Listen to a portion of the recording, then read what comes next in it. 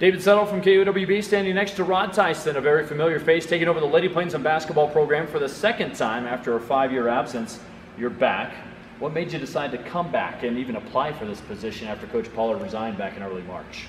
Well, I had a lot of girls, former players calling me, and current players that I coached in 8th grade that wanted me to come back and continue coaching them, and I decided I was going to do it. And in fact, I had the last day of the deadline is when I finally convinced myself to do it. I had talked to Doug Roycasey, I had talked to Coach Horsley at East, and they were all like, you got to do it, you got to do it. So I decided to do it. What was the process like this time? Was it a little bit different than when you got the job back in 08, 09?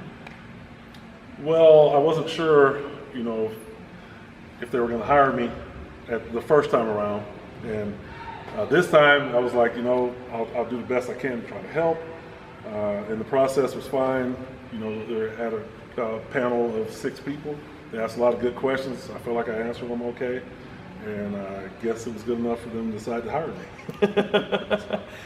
You built this program up to basically the top of the state. You won a title, first ever in the school's history back in 2012. We were runner-up in 2010, third in 2011.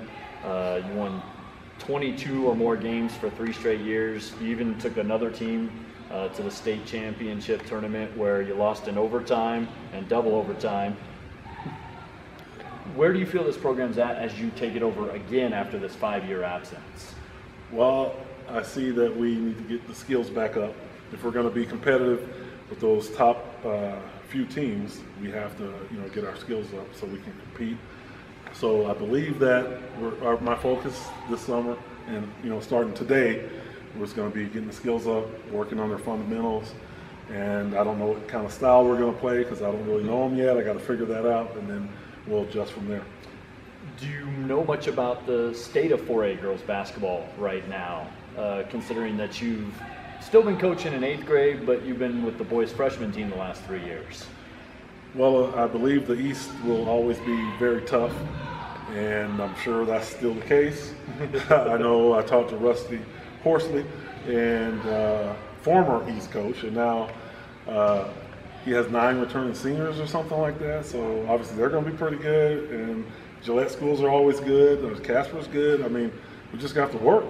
We got to work, and like I said, I don't know what's out there yet, but I know the East is going to be tough, and that's my main focus first. A couple different things than what we did just in our one-on-one. What did you miss the most about being a head coach? What did you not miss the most about being a head coach the last few years?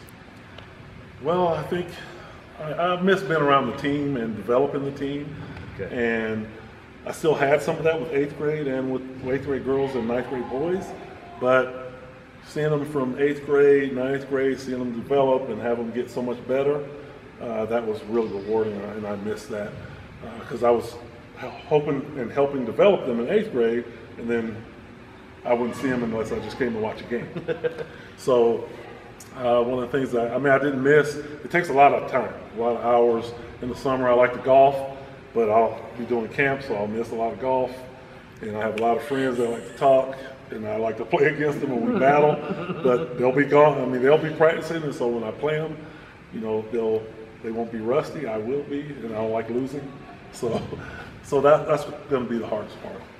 And the media obligations. He didn't miss those either the last few years. I'm just giving you a hard time. No, that was fun. That's awesome.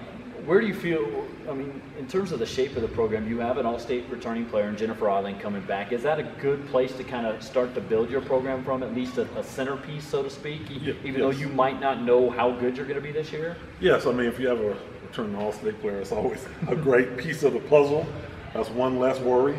Now I got to find 4 more people to fit in, and then obviously, another 5 to help sub, because you can't do this all on your own.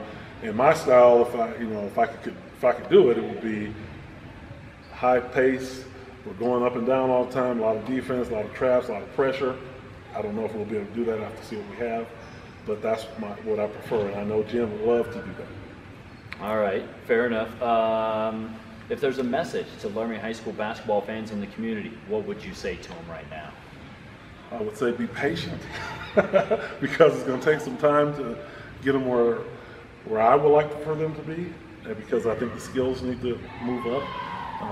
But other than that, just be patient, and hopefully we'll have an exciting product on the floor, team that loves to play and enjoy the game, and people love to watch it. If you could tell yourself something now that you didn't know back in the mid-90s when you took over the first time as the boys coach, what would it be?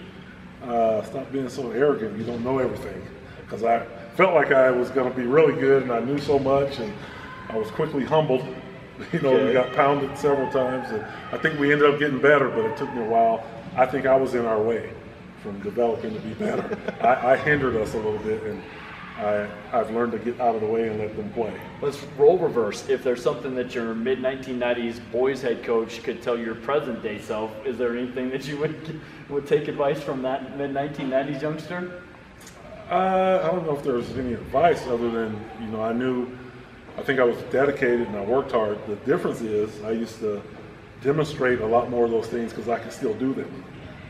When I was coaching the boys, I was like power layups and doing these power dunks and showing all that. And I don't do that anymore. That hurts.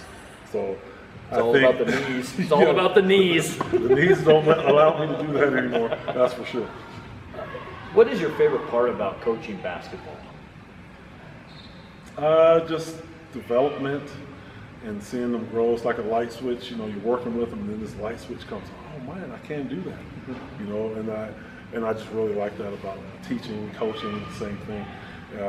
And then when they're able to put all the practice that we work on, because we a lot of time in the gym, and then they're able to apply it in the games, it's just awesome. Lastly for you, in terms of kind of off the wall questions, how will it be to adjust to kind of a different gym and atmosphere versus the last time you were coaching?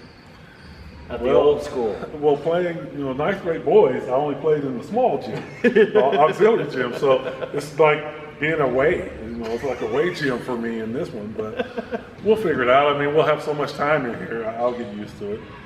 It's just one of those things that, we have a lot of history in the old gym, and now it's time to make new history.